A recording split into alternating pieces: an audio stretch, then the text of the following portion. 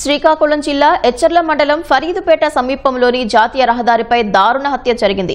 ఫరీదుపేటకు చెందిన YCP MPP Chiranjeevi అనుచరుడైన Sattaru Gopi శుక్రవారం మధ్యాహ్నం సత్తారు కోటేశ్వరరావుతో కలిసి ద్విచక్ర వాహనంపై ఎచ్చర్ల వైపు వెళ్తుండగా ఆయన భార్య తరపు వ్యక్తులు మూకుమ్మడిగా దాడి చేశారు.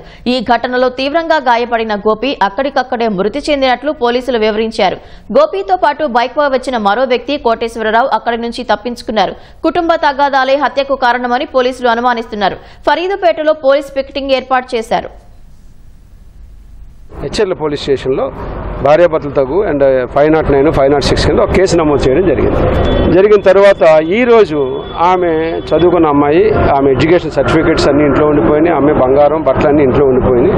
దాని నిమిత్తం ఆమె అడిగితే భర్త అక్కడ సహకరించబోయేటప్పటికి ఆమె ఇంటికి వెళ్ళి ఇంటి తాళాలు బదలగొట్టి ఇంట్లో ఉన్న ఆమె సామాను అన్నీ కూడా ఎక్కించుకుని ఇప్పుడు ఈ నేర స్థలానికి ముందుగా ఉన్నటువంటి వాళ్ళ మదర్ ఇంటికి సామాన్లన్నీ తీసుకుని వచ్చింది.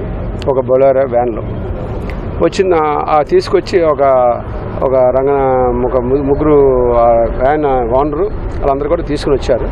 వచ్చిన తర్వాత అదే టైంలో ఈ డిసీజ్డ్ ఆ ఊర్లో నుంచి కోటి ఇద్దరు కలిసి మోటార్ సైకిల్ మీద ఇక్కడ రావడం, అక్కడ వాళ్ళకి వీళ్ళకి ఒక ఆర్గ్యుమెంట్ అనేది జరగడంతో మీరు అలాగ సామాన్లు తీసుకొస్తారు, మీరు ఏంటి అని చెప్పి ఈయన అడగడము, వాళ్ళు నువ్వు ఇందులో ఎలాగొస్తావు అని చెప్పి వాళ్ళు అనుకోవడం, అక్కడ ఆల్టర్కేషన్లో అతన్ని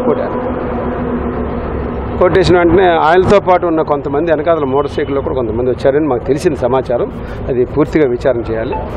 అక్కడ వీళ్ళందరూ కలిసి అతన్ని అటాక్ చేయడంతో కర్రలతో దాడి చేసినట్టుగా ఇక్కడ కనిపిస్తుంది. నేరస్థలంలో మేము దాని మీద పూర్తి దర్యాప్తు చేయాలి.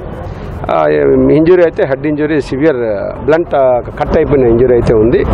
ఇమీడియట్గా అతన్ని మనకి ఫిర్యాదుదారుడు చెప్పిన దాని ప్రకారం ఇతన్ని ఆ మోటార్ సైకిల్ వచ్చిన లాక్కుని ఆ బిల్డింగ్ వెనక్కి తీసుకెళ్ళి అక్కడ బ్రూటల్గా కొట్టడంతో ఆయన చనిపోయాడని చెప్పి వాళ్ళు చెప్పారు.